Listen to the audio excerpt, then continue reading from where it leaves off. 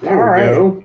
See, that's what happens when you take off for a month and things like that. So you have these issues. But we back.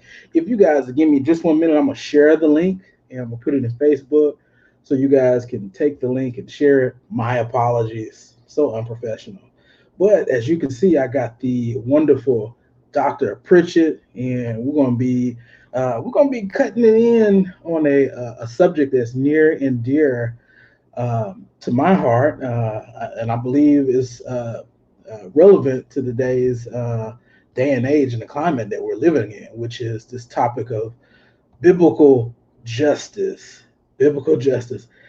Nate said, "Am I being punked?" Nate, we're here. If you can hear us, let us know.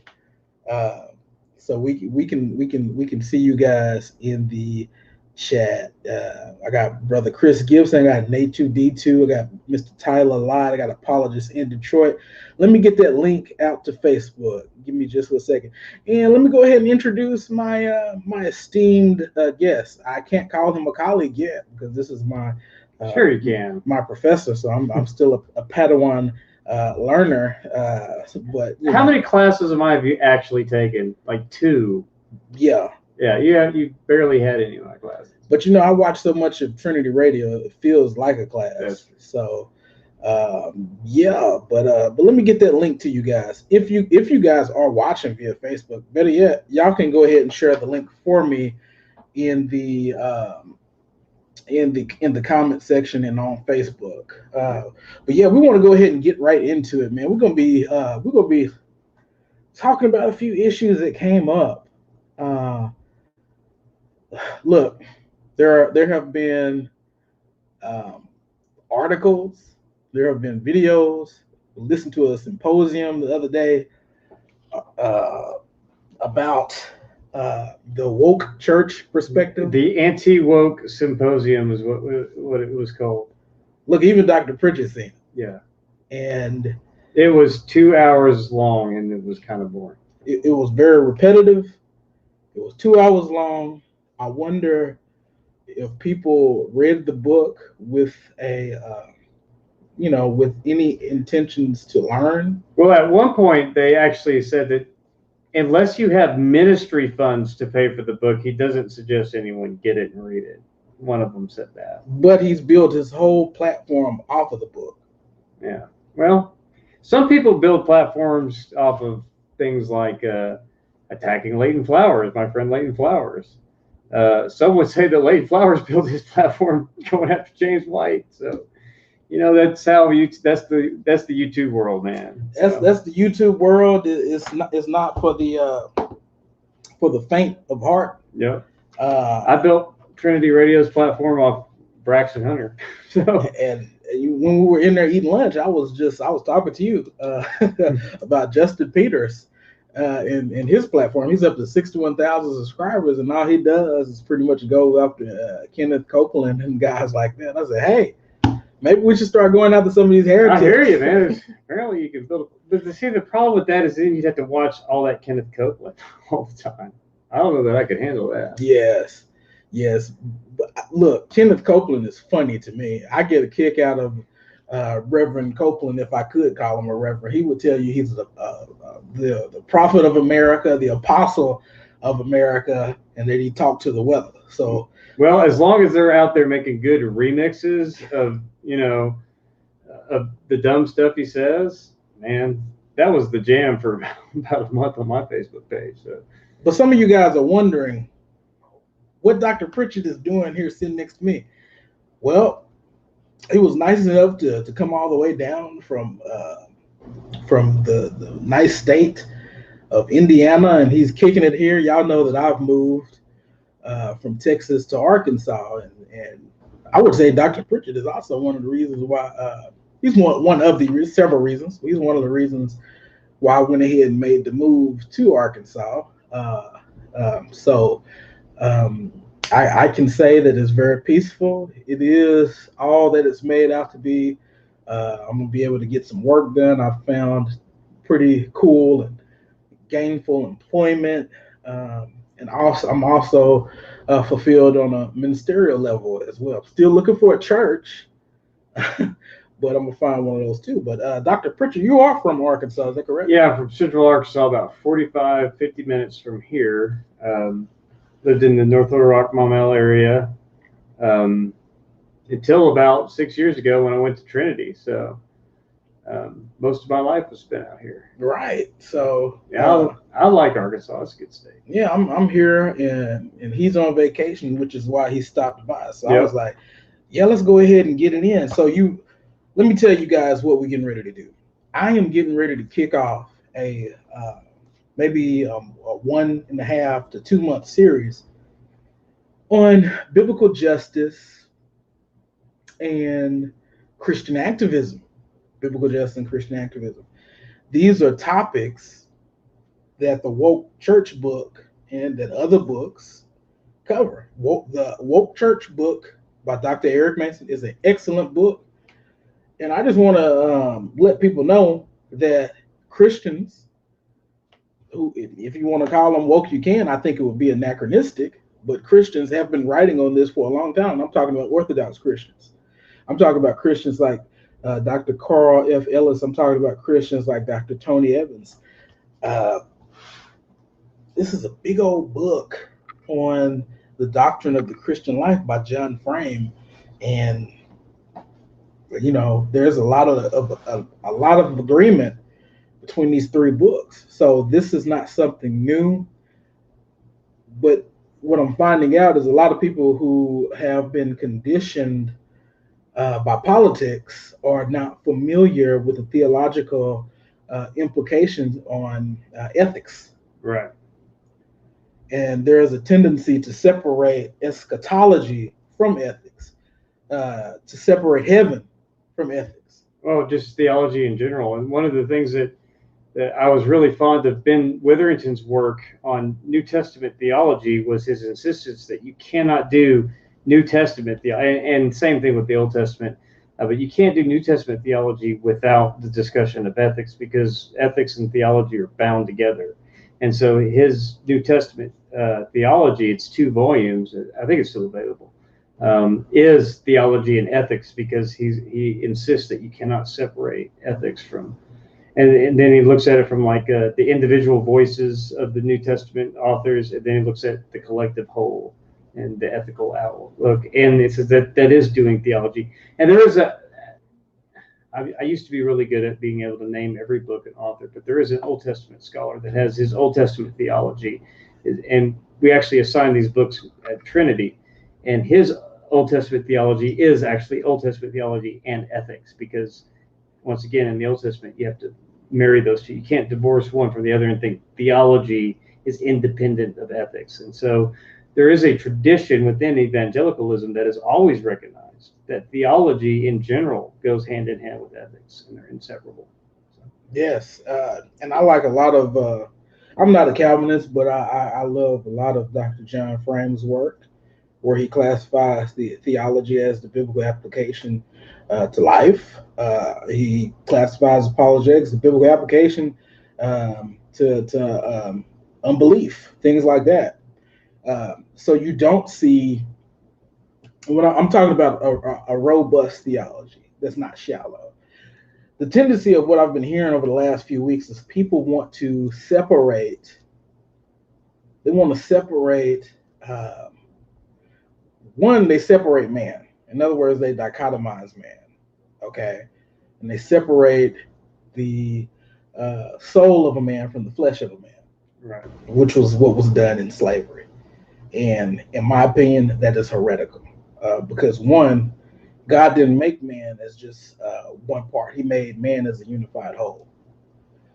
So yeah, man is a soul, yes. And to be a soul, you have to be body and spirit. There you go. The same, as one. So we need to think of, when you're talking about the totality of a person, and it's somewhat Gnostic when you discard the flesh and the physical aspects and write it off as all evil, even though long after the fall, Paul in Pritchett reaffirms that everything God created was good. right? That's way first. The pastor, some of the last things he said was everything God created was good. I was thinking the other day. I'm sorry. Go ahead. Well, I was just saying, and while we get caught up in and this is, I think, part of why, like N.T. Wright and others in the New Perspective have kicked back against the escapism theology, because when you have a disembodied idea of the afterlife as that's the final game instead of the new heavens and new earth, you really couldn't care less what happens here, and you really don't care what happens to bodies here, because, well, it'll get all straightened out in the as we're ephemeral, ethereal spirits floating around in some, what Christopher Hitchens, the atheist, called a celestial theme park. And that criticism of Christianity from people like Hitchens is actually right, because of the way Christians tend to think about heaven and think about the afterlife. And that actually comes from Gnosticism, this idea that we need to escape the physical, we need to write it off as trash. And some eschatological views of Christianity have the same kind of thing. They think that God is going to.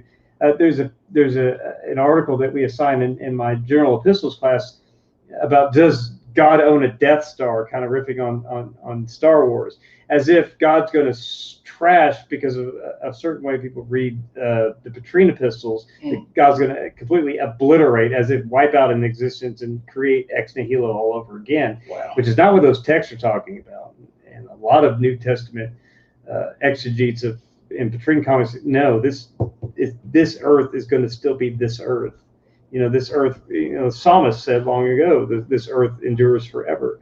And so when you dismiss all of that, it's easier for people to stop caring about things that we're talking about now, with as far as Christian activism and things that are going on in this world.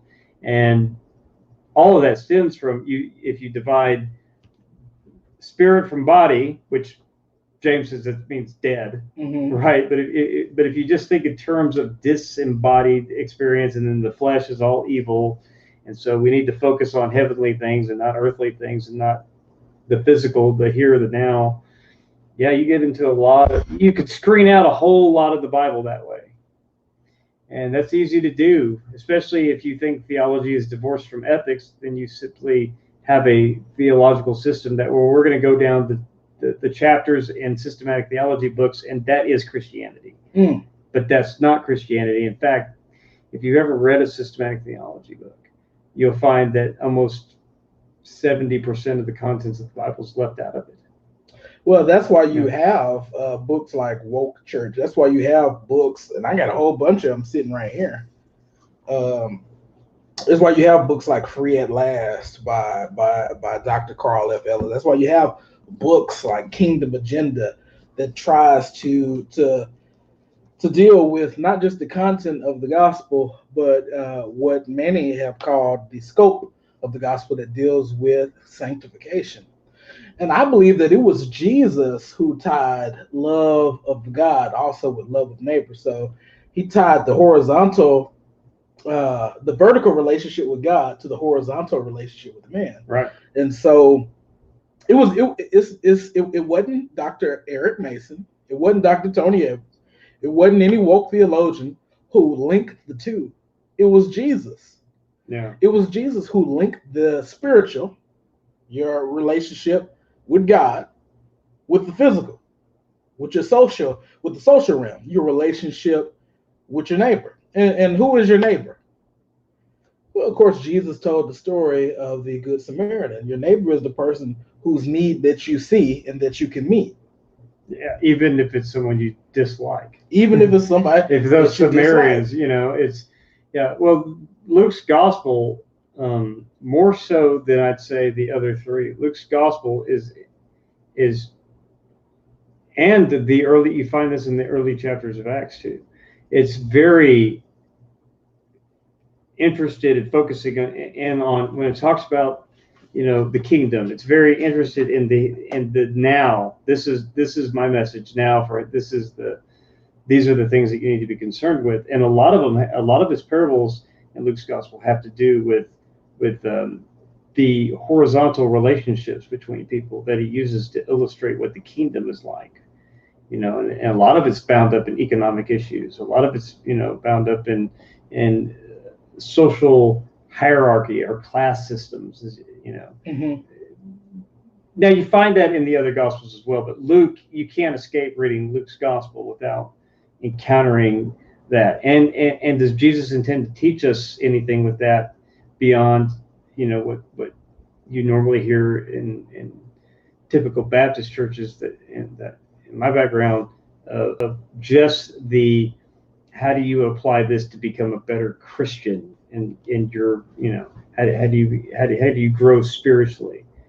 Well, grow spiritually can mean any number of things, but one of the things that really doesn't mean a whole lot is how can you get out there and live an embodied kingdom life in your communities? And that's where a lot of people get into trouble, is because the second you start talking about that, you have so many church folks that are not even aware, because they're not taught to, you and I, we study exegesis, we study hermeneutics, we see that the story and the point of the text is the point of the text. The point of the passage should be the point of the application to us. But you have a lot of people who ignore. So it goes back to the problem of learning systematic theology before you actually learn the contents of the Bible, because you think that the Bible is about teaching you abstract doctrines, when the Bible really has 70% of its narratives. And so when you're teaching people the Bible, the one question that people ask, and this is one of the reasons why people leave certain churches to find others, is because they think everything's about the vertical relationship, you and God, you and God, you and God. Mm-hmm. They're always asking the question. Everyone's heard this. How then shall we live? Okay, we're saved. How then shall we live? Mm-hmm. And if you don't have an answer for that, you're going to lose people. Yeah. You're going to lose people either to other churches that do have answers, or you're going to lose them out of the faith, because when you tell people to read the Bible, if you haven't preached them the Christian orthopraxis, if you haven't teach them the Christian life, they're going to read the Bible and wonder why no one in their church is living up to it. Mm-hmm. And why no one in the church seems interested in any of the issues that you find in the Bible. Like, well, the Bible seems to be concerned about these kind of things. Just people on their own, people who've never took a single hermeneutics class, they read the Bible, they get the point. They read a book like James, they get the point. They're like, wait a minute, this is all about stuff. This is all this. We need to get out into our communities and, larger, think missions and all of that stuff. And if your local church has no interest in this kind of stuff, people fall off because they don't see the contents of the Bible matching the preaching from the Bible. Gotcha. And what people, what scholars and preachers like Dr. Eric Mason and Dr. Tony Evans before him, is they have tried to give these biblical categories of content, what has to happen for a person to be saved, and scope, how now shall we live. Right. You know what I'm saying? And a lot of people don't get that second part. Right. You know what I'm saying? And that second part has implications. Well, one of the common objections to some of these biblical categories of ethics that we see, and ethics, and not just ethics, but activism and biblical justice that we see, is what Paul and Jesus did not advocate. And this is a big one, and I want to tackle this one. Well, Paul and Jesus did not advocate to change laws and things like that. I got some things that I want to say about it, but I want to hear how your thoughts on that. Well, first, Jesus was actually saying he was changing law. Okay. So when it came to Jewish customs and traditions of men, as he would call it, they would take a text, and here's how you know when Jesus was citing an Old Testament text to expand upon it, Mm-hmm. or when he was citing an Old Testament text, they have these introductory formulas. Okay, so when Jesus says "it is written," he is making a point exegetically from the way that it was written. But if he says "you have heard it said," and if he says "you have heard it said," he's not saying it is written. So he'll take something that was written but he introduced it by saying, "You've heard it said, eye for an eye, tooth for a tooth." Now it seems like he's going against the Old Testament law when he says, "But I'd tell you, if somebody slaps your cheek, give them the other one."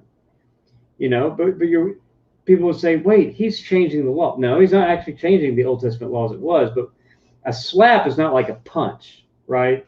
In the Greek, doesn't indicate violence. To slap somebody was a sense of shame, right? You're trying to publicly humiliate somebody, and it's still that way. And sometimes we consider it violent, but in an agonistic world of the ancient Mediterranean, that's mild. But it's more. And what Jesus was saying is, "You have heard it said," but he's talking about just give the other cheek, and then he goes into the next verse, talking about if somebody wants your cloak, give them your shirt also. Why not just be wrong rather than to drag them into court? And what Jesus is doing when he says, "You have heard it said," instead of saying "it is written," he is talking about how people have taken a principle from the Old Testament law and they have tried to apply it in petty ways. Mm-hmm.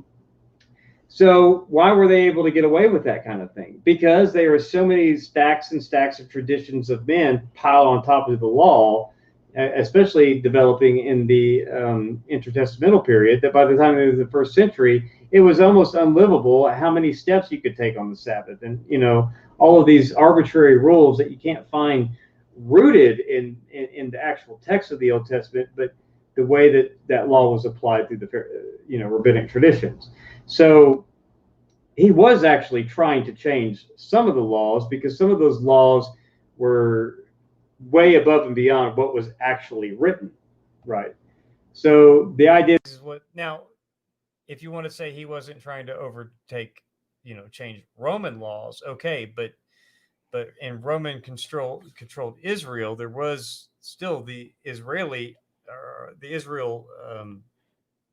and Herodian type governments going, and within that, Jesus was trying to say, look, you've heard this said, but now I say this. Mm-hmm. So the idea that Jesus wasn't trying to change any social norms of his day is ridiculous because he was constantly trying to do that. Now, Paul did not try to change any laws. But one of the things that it's important to understand in New Testament scholarship is not just what it was, but what was the trajectory that they were on. So you have to look at what they said and where was the trajectory moving to. So when you look at treatment of women, for example, what was the trajectory? Well, it was far more inclusive of women being involved in than Judaism was. So the trajectory was away from when you look at the initiation rite of circumcision, which is a male exclusive thing, to baptism, which borrows from that moves more inclusively. So the trajectory of the church, and when you see most of Jesus's patrons that were bankrolling his ministry were women. They were highly involved in ministry and Paul's social network of people. So the trajectory, you could see where they were going. And so there was subversions of cultural and social norms. But Paul also evoked his rights as a Roman citizen when he needed to. Mm-hmm. And had one of those rights that he evoked as needed happened to include participation in the democratic republic, he probably would have exercised that too and wanted to influence the outcome of laws had he had the opportunity to. And then beyond the biblical record of not just Jesus and Paul, but you look at the early church, what was the patristics' big apologetic was, hey, Rome, we're your best citizens. We do look at the way we live compared to other people within the empire. Mm-hmm. You don't need to persecute us. We're the ones that make your life the easiest out of everybody. And so the apologetic of the church, and they were doing that to influence the empire up until they toppled the empire with Constantine and then his successors and Christianizing it. So I would say that they were highly interested in the kind of what we would call Christian activism that influenced the culture and the laws within their ability to influence insofar as they could. And it changed Rome. Gotcha. Now, Gibbon will say they ruined it, Mm-hmm. you know, and that Christianity destroyed the empire. Yeah, when it merged with when it took on the sword. Yeah, but remember though, but the East didn't decline for another 1,000 years, and you can't really blame Christianity when you have crazy Caesars. So, hey Benjamin, I'm not disagreeing with you at all. I put your comment up there because I'm going to go somewhere with it. My whole point, and I'm not disagreeing with you in any way, shape, or form. I think that's a good comment. What people will assume is because they didn't see Jesus doing a certain action, and Dr. Pritchett just demonstrated to the contrary. yeah, He just demonstrated to the contrary, but they didn't see Paul advocating for certain things. It assumes that Paul had the same rights as a U.S. citizen that we have, and it doesn't follow. And we'll get to your question later. Find it, Drew. And it doesn't follow that if Paul was not living in the USA, he wouldn't have done such and such. That's a major assumption. It's a major assumption that's just not warranted, and a lot of people make that assumption, and that's not it's unreasonable to make that assumption. But furthermore, in the appendix E of the big book that I showed you by Dr. Frame, where he's talking about in defense of Christian activism. Okay, and we're talking about Christian activism, and the definition that Dr. John Frame gives is just a Christian attempt to improve society. yeah. Okay, that's it. But he talks about a book that Dr. James Kennedy and Jerry Newcomb wrote called "What If Jesus Had Never Been Born?" And he says, from Christian activism, we get literacy, we get public education for all, we get political freedom, we get economic freedom, we get science, we get medicine, family, the arts, the sanctity of life. Without Jesus, without his gospel, without the influence of his people, all these areas of culture would be vastly different and very much worse. So to those just preach the gospel people, they enjoy a lot of these things that Christian activism has brought about. Yeah.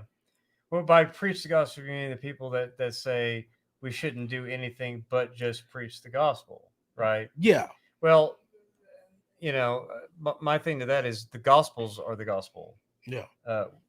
That's, I think, what they, N.T. Wright and Michael Bird and Scott McKnight and those guys, they make two kind of camps. You're either the gospelers who believe that the gospel is the gospel, or they call them soterions, which is who they are calling the people that think they're primarily concerned of preaching the gospel is an individual's conversion to Christianity, and that's the soterion gospel.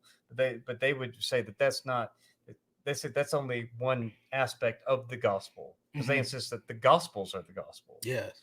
You know, and then they'll misunderstand Romans, which, you know, according to Paul's gospel is about, you know, Jews and Greeks, you know, being able to be united in worship, and the story of Israel demonstrating that they are actually both, you know, on the same footing in Christ. But they'll truncate all of that. They'll remove Romans of all of its horizontal language, and they'll reduce Romans itself to the individual standing before a holy God in desperate need of grace or something like that. When Paul doesn't show any interest anywhere in his epistles about individuals, he's talking about wanting to create communities of worship that are, that are orderly and not chaotic. And even if you go to Luke's writing in Acts about the Philippian jailer, say, what about the jailer? Paul was interested in his individual soul. Okay. Well, it's both and not either. No. So wait a minute. He said, believe in the Lord Jesus Christ and you will be saved. That's not the end of the sentence. What was the end of the sentence? You and your whole house. Yeah. So he was looking past just the individual soul. Gotcha. He was looking at the household. So Paul's really not just thinking too much. But see, if you screen out all this horizontal stuff and just focus on the vertical, you miss actually, well, I would agree with you miss what justification's all about. well. Yeah. The New Perspective's right about that. Not that the New Perspective is right about everything, but I agree that they were fighting that fight 10 years ago about what is justification. Is it just this idea of imputation, and when God looks at you and pretends like you're Jesus and doesn't see who for you, all that stuff, or is it about the Jew plus Gentile group in Christ being the forgiven ones, being the eschatological people of Yahweh? And so there's all these debates about that. Why do those debates come up? The same reason why you have the debate about Christian activism and social justice and woke church. Because if you just have a vertical Christianity with no application of how it affects, there's no earthly good. Yeah, like seriously, right. Well, not only is no earthly good, but it's unbiblical because the Bible deals so much. I mean, go back to the Old Testament, even the warring and the old, go back and read John. There's still, here are these groups of Canaanites and the Hittites and the Amorites. You got all of these people groups. It is dealing with. You get into the minor prophets and you read about the relationships that Israel has in the time with Egypt, and you read about with Edom and subjugating the Edomites and bringing them in, and all of this other stuff that goes on throughout the history. Constantly talking about, the whole Bible is constantly talking about people groups, and all throughout Israel's history, you get to Jesus. And then Jesus says, let's build one new man from the outsiders, the Gentiles, regardless of what they were. And God's chosen people, Israel, we're going to have one new man. Jesus tear down that wall. And so all of that, what you're saved for, business in the Bible, is for good works so that you can walk in them. And reading through Ephesians chapter 2 gives you a blueprint of, it's all not just the vertical relationship, but it's the horizontal relationships and walls coming down. That's gospel. Yes. So, but if you leave all that stuff out, it's no wonder people get confused and nervous because it's not the soterion that they're used to, that camp. It's not what they're used to hearing.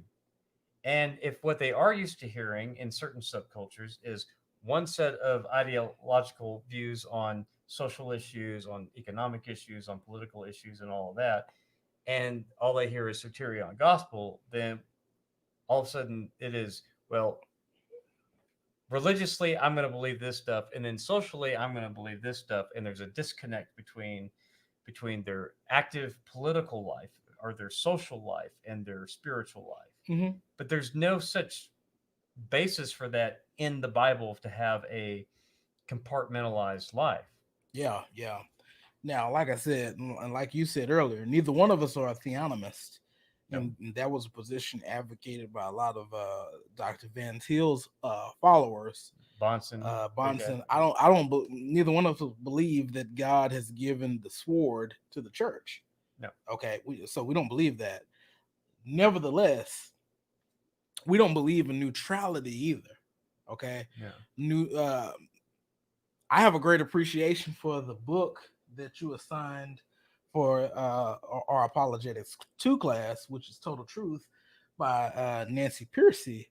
And she talks about how one of the first things that you needed to overcome in order to have a consistent biblical worldview is the dichotomization between the secular and the sacred. Right. The upper story and the lower story.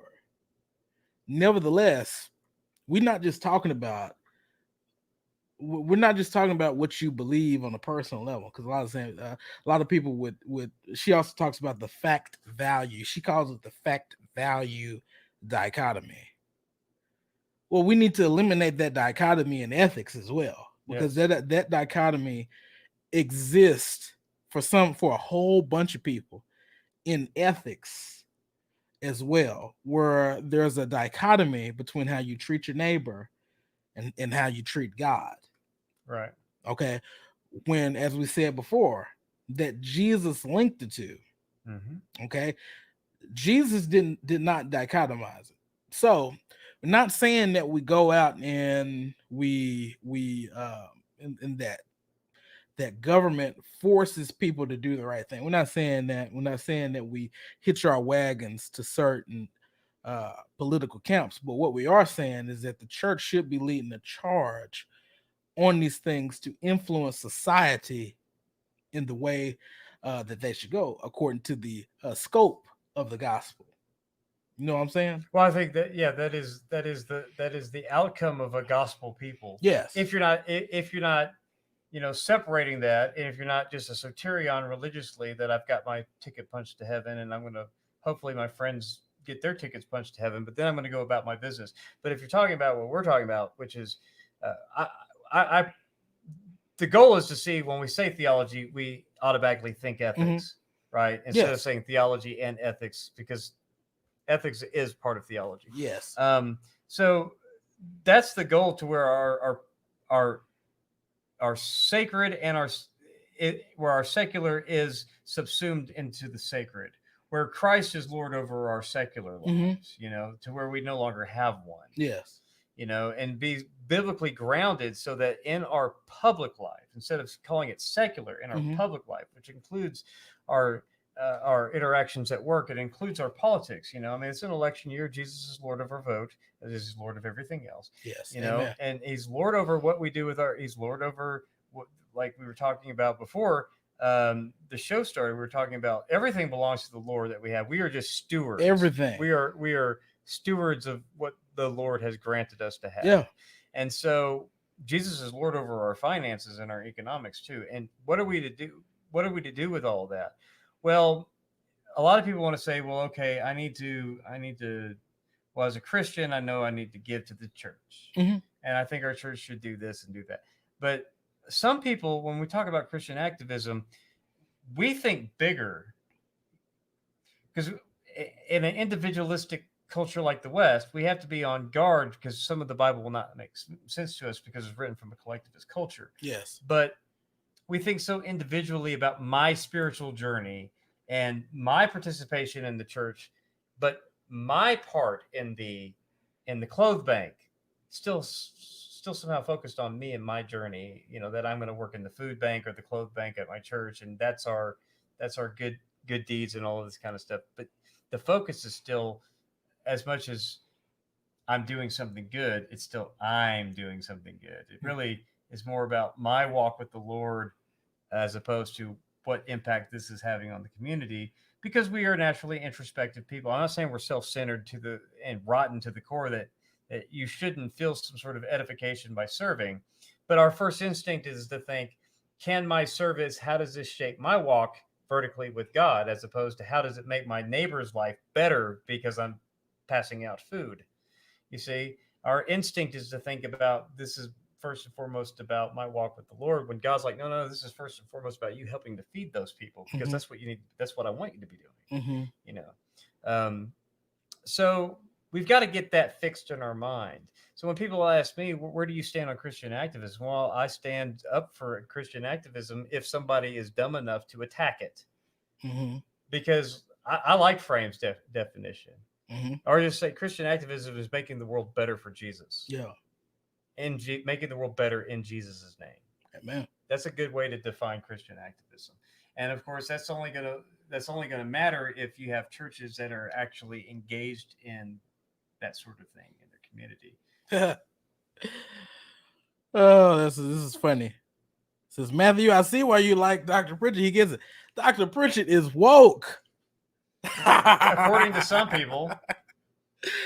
Oh my goodness. Hey, look, we have redeemed that term, and we're not giving everything to the world. No, I don't mind it. I get called all kinds of things. Oh yeah. I have made this, a lot of people have a problem when I talk about, woke stuff, because they're like, well, that's a slippery slope to cultural Marxism, as I'm always told that I'm in danger of falling into Marxism by people who've never read a word he's written. Never read right. The first 3 pages of his anything. Even the Communist Manifesto was just 20 pages in some public. I mean, come on, yeah. But no, you and I have talked a lot about this. There's woke and there's stupid. Yeah. But there's also all kinds of things and stupid. There's evangelicalism and then there's stupid, you know. So I find a lot of what other people call evangelicals, I call them stupid people. But you know, so I mean, I understand every group, but you don't. But that doesn't mean you need to stop calling people. You know, we don't need to run from the term evangelical just because some of them are stupid. You know, you don't need to worry about the word woke. I was asked, what is my view of social justice? Mhm. You know, on the because that's another word that if you say Vodi Bakum's going to hop out of a bush somewhere and chastise me for. Well, you demonstrated that even Dr. Vodi Bakum misuses the word Gnosticism today. You did it indirectly. Yeah. But he calls people like myself and other folks that think that the experiences of African Americans are unique to them, and he would call us ethnic Gnosticism. Well, I just think that if you go study any book on epistemology, that there are three types of knowledge: propositional knowledge, knowledge by acquaintance, and experiential knowledge. I think I think he should go sit down and take a class on epistemology, maybe your class, and that would help him out. I'd take Russell Crawford's class on epistemology. Dr. Crawford would get him right. Yeah. Dr. Crawford is getting Cardi B right now. But yeah, social justice. I hate that there are a number of evangelicals, prominent evangelicals, trying to turn that phrase to no language, like dirty words. Yeah. Social justice has been a part of the tradition in the church for since the beginning. Here's what we mean by social justice for anyone who's concerned. And I did a whole episode with Bible Bro down about it. When we talk about social justice, the reason why Old Testament scholars originally started using that word is because they're writing in a Western context, where if we were theonomists, for example, where we want Torah to be, at least somewhat Christianized through Christ, where Christ abrogated it, we don't have to follow, but the rest is as is. Okay, Torah had laws about fairness, equality, equal treatment, taking care of the poor and the needy and the hungry. Well, you don't necessarily find that in the U.S. law as a personal mandate for members of. You could be charitable, not charitable. The government doesn't care. But in God's law, if you own a field, you better not harvest the edges of it, because that's for people in need, right? Well, those kind of issues that Israel, when they violated the covenant and they were not paying the workers their wages, and they were not leaving stuff for the poor, they were, the women were bossing their husbands around and drinking wine out of buckets, and everyone else was in those issues. They said these are they just started using social justice issues to describe the things that from our Western context fell outside of our legal code, but were a part of Israel's legal code. So when people say, well, there's no such thing as social justice, you don't add adjectives to justice. Well, if our legal code was like Israel's, we wouldn't need to. It would just be justice. But because our legal code doesn't put any demands on our public behavior as far as fairness, as far as how we treat other people, well, you need a category for that to communicate that to a certain audience. And so we always use the word social justice, because these are matters of justice in the Bible. And God didn't change his mind about his law. He just sent Christ so that we could have life. But now we live in the spirit, not the letter. So for Christians, are you under the Old Testament law? Well, those are the principles which are reshaped in Christ. People miss this because they're not paying attention. We uphold the law by faith in Christ, and we live by the Spirit, not the letter. But that Spirit is capital S Spirit, Holy Spirit, not like some phantom. We're talking about the Holy Spirit. That fulfillment of the law that we do as faith in Christ means that same God has those same beliefs. That's his he no longer, just because you're not under the letter of the law doesn't mean you can go have sex with animals. Yeah, God still. That doesn't mean his character. Right. It doesn't mean that his standards have changed. It just, all of those laws. That gives you an insight into the mind of God. Yeah. And so we have this category that's not in the U.S. code, right? Not in our laws. That Mhm. MJ, you have to give a certain portion, and it's going to be used for this, and you have to leave uh, harvested this because it's going to be allowed. There's no law demanding you to be charitable or to be fair in the United States, but there was in Israel, Mhm. and it was a matter of justice. Mhm. And so for us, these are non-legal but social justice. That's all we mean by it. Yeah. These issues that were related to matters of justice in the Bible that are not in the U.S. legal code that we need to work, whether you want them in the legal code or not. We still need to care about those things because those are things that obviously God cares about. That God cares about. Right. So I think as a Christian, I want to care about what God cares about. Yes. Yep. Period. Yep. And I would say that those who seek to maintain their neutrality in this area, I would everybody got bent out of shape over Andy Stanley unhitching from the Old Testament. But I would say that people who advocate for this hyper individualism, vertical only type of ethic, they are the ones unhitching from the Old Testament. And a large chunk of the New Testament. And a large chunk from the New Testament too. Yeah. Well, everyone unhitches from the Old Testament when it's a problem for their own belief system. Yeah, yeah. You know, but when you have a biblical worldview, you know, a consistently biblical world. That's the key. A consistently biblical worldview. You can't. Of course, you know, I grew up. You know, natural disposition for me on economic policy and everything else is I tend to lean conservative. Yeah, yeah. You know, everyone in Arkansas that you're likely to meet that's a Democrat's actually concerned. Like Bill Clinton, Michael Moore called him the greatest Republican president in history. Yeah, I mean, because even Democrats around here, you know, everyone, this is, you know, you're in the South and that's just the way it is. Yeah. And so it was interesting when I was a pastor because I would always talk about, you know, I had to reshape my economic thinking because I used to live in sort of this, you know, culture to where I did separate the sacred from the secular or the social. Right. Yeah. And so I couldn't even survive the book of James with a laissez-faire Ayn Randian, which once you read her, you realize that she has a godless worldview, and that's where some of that laissez-faire capitalistic, you know, corporatism ideas come from.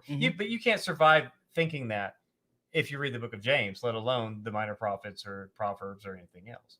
So, you know, the Bible will constantly challenge your secular values until you bring them into submission under Christ. And I say that as a generally conservative, politically conservative person. I say, but, and I would say the same would be for those who lean to the left that are liberal. You're eventually going to have to bring your politics into subjection to Christianity.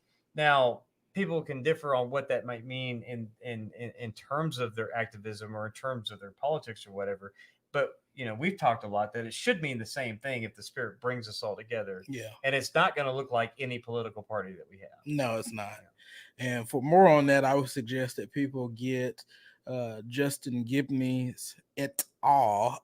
New book, Compassion and Conviction. That'll be a book I'll probably get you for your birthday. Oh, right. Because I got to order mine as well.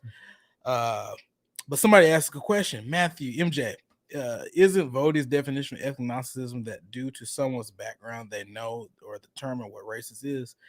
Racism, what is racist? I don't think so. From my understanding, his definition would be that me as a black man and Dr. Pritchett as a white man, Dr. Pritchett could never know my experiences or what it's like, and therefore he cannot correct me or say anything like that. Now, I wouldn't go as far to say all that.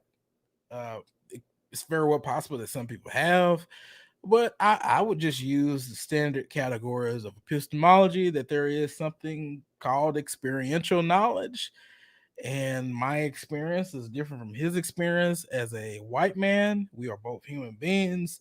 Nevertheless, I am African American. He is white. and there are some differences in our experience, and I would leave it at that. He can. Yeah, this goes back to. I mean, we could go back to Hegel, right? I mean, Yeah. what is it like to be a bat? Yeah. You know, I mean, this is standard philosophical stuff. Again, like you said, Bodhi Bachman could use some basic philosophy here. Good philosophy exists because of bad philosophy, right? And like, okay, so this bothers Christians to no end when I say this, but God does not know experientially what it is like to get high on drugs and rape little boys. He doesn't know what that's like. Yep. And guess what? He never figured that out when he was incarnate as Christ. So God, when we talk about God being omniscient, we talk about propositional knowledge. Yes. But that doesn't mean God knows what it's like to love sin. Mm-hmm.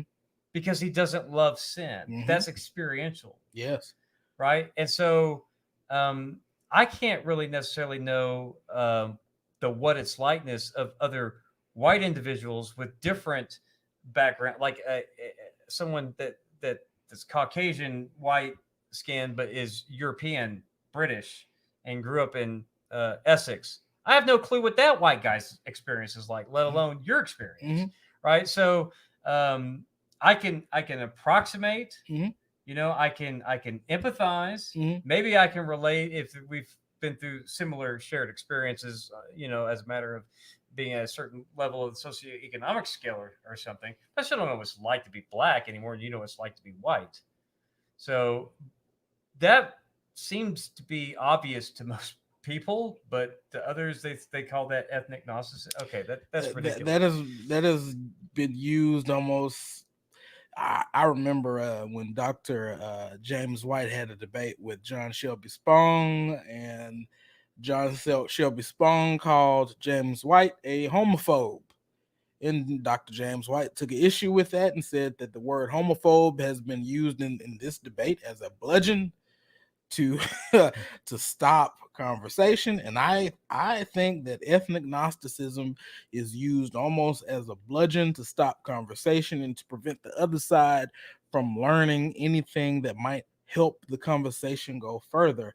Furthermore, Dr. Pritchett has demonstrated that not a true Gnosticism separates man. So I would submit that any view that compartmentalizes man and only emphasizes on the spirit of man is real Gnosticism. Yeah, and I want to be clear. In addition to just being a useless bludgeon they try to use to stop, it's also just dumb. Yeah, epistemologically, it's a bankrupt idea. Yeah, I don't know what it's like to be a white person from the northeastern corridor of the United States. I have no clue what that's like. You know, I grew up in a middle class, white family. I have no idea what in the South. I have no idea what that's like for white people in the North, let alone, I don't know what it's like to be LeBron James's children. I don't. You don't either, by the way, because that's a different socioeconomic class. Yeah. There's so many different things that you don't know what they're like. That to say that I don't know why I don't know why you would think that I understand what it's like to be a black man. I don't know why anyone would make that argument. Yeah, I mean it's horrible. I mean, you think that just because God gave you a Bible that makes you omniscient? No, there's a lot of growing to do. There's a lot of communion to do. There's a lot of communication to do.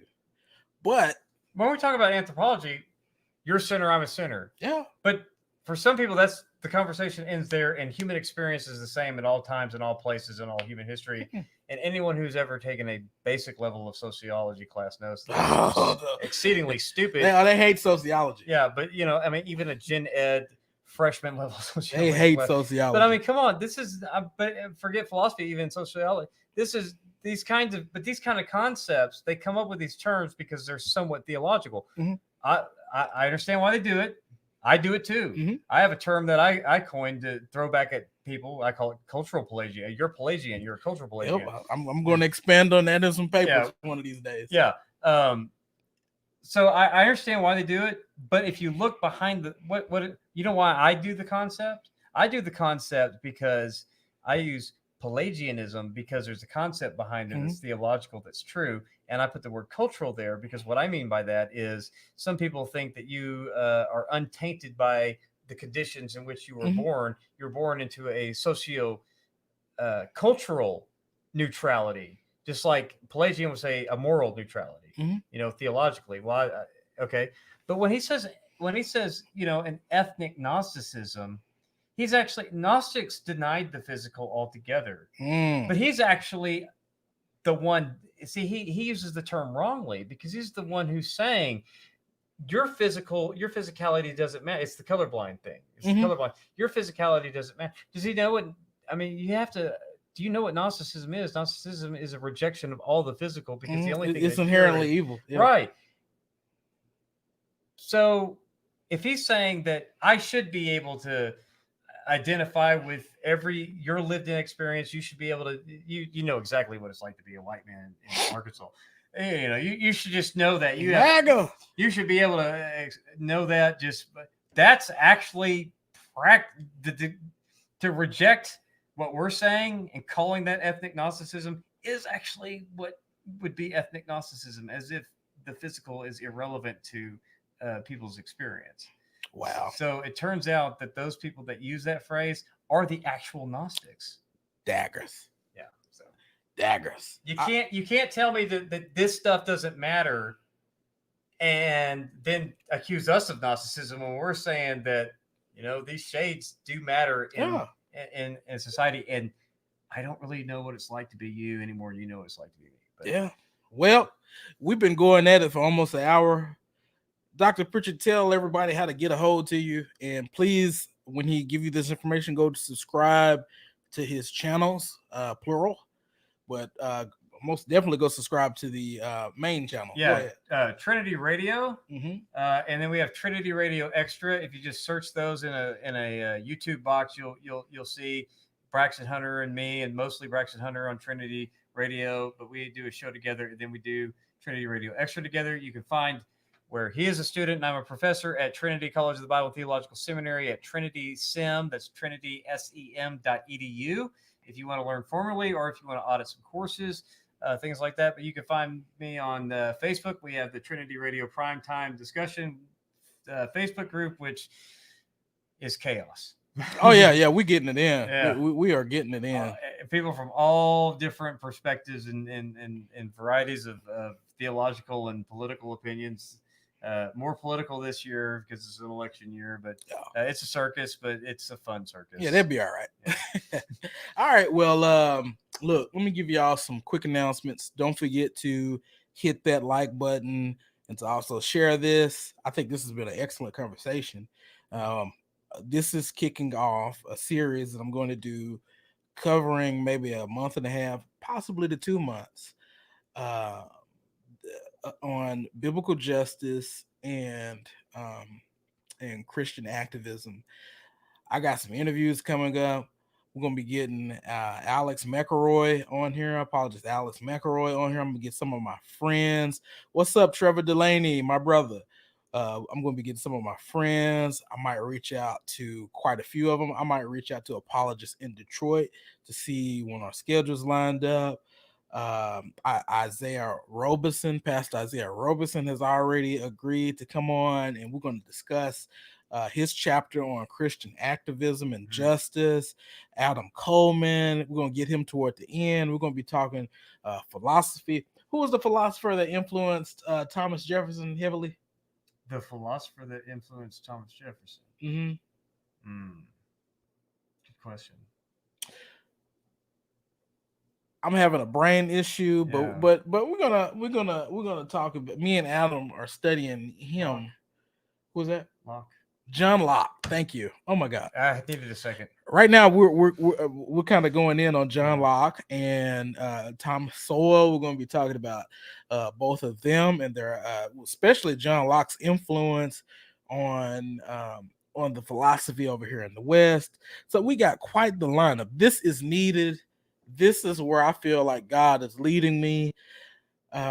Me and Dr. Pritchett are probably going to get together 2 more times within the next 2 months. I know that there was a apologetic methodology debate. Yeah, we need to talk about that. Yeah, we didn't get to talk about that. We were supposed to talk about that, but we didn't get to. But it's all good.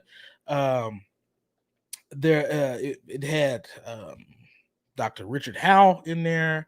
It had Dr. Jonathan McClatchy, Dr. William Lane Craig in there, and was Craig in there? No, I'm sorry. Excuse me. Oh my goodness. Rowe was in there. McClatchy. Hey, we wish it had Dr. William Lane Craig in there. I know. James White. I know Dr. James White has been begging for that beatdown. Yeah. I don't know why. Some people would love abuse. But no, it had Dr. Richard Howe, Dr. James White, Dr. Jonathan McClatchy, and another gentleman. Oh, he's we'll figure it out one day. But he was the Reformed epistemologist. So we're gonna get it in on that. But we got some good stuff coming up. This is needed. Like I said, to those who have an issue with the woke church, with biblical justice, I would just say that the Bible is bigger than your soteriology.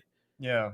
Or your theology, or your westernized theology, and perhaps maybe. Well, I would say that you have an incomplete theology, because you cannot separate theology from ethics, and God is interested. Go back to earlier. Remind yourself what we mean by social justice: the issues of the law that are no longer part of our laws that God cares about. He still cares about those, and if America's laws were like the biblical laws, then we would all be doing social justice. But yeah. So that's what things that God cares about, like, poor people and fairness and equitable treatment and honest scales instead of dishonest scales, and that, and business finance and paying people wages that they earn. All these kind of things that God actually cares about that people don't really talk about much. Or when you do, you get called all kinds of names like liberal or whatever. But woke, cool. Social justice, not bad words. Just make sure that people understand what you're about. If you're about doing the things that God has prepared in advance for us to do, the reason why he saved us was for all these good works, and that good works points back to the things God is interested in Torah. Amen. Somebody's going to accuse you of being woke. They accuse me of being woke. Yeah, they do. Yeah. Apologists in Detroit, my friend. Yes, we are going to most definitely hook up and collab on some things. I'm at one job. I took on one job. I finally got moved in. I got my room cleaned, everything unpacked, all the boxes and stuff put away. I haven't been on the Bible Bodega because my schedule is crazy. It's probably going to get a little bit crazier, but I'm going to be closer to the house, have a little bit more time to sleep. But I'm going to be reaching out to all of my friends, especially my good friend Apologist in Detroit, because he's a seasoned veteran, and we're going to be getting it in as well. So with that being said, I thank you guys for checking in, hanging out with us on this wonderful August day. I know it's weird. COVID-19 got basketball playing in August. That's crazy. That is crazy. But my Dallas Mavericks is taking care of business, y'all. But I want to thank y'all for hanging out, and God bless y'all, and we love you. Peace.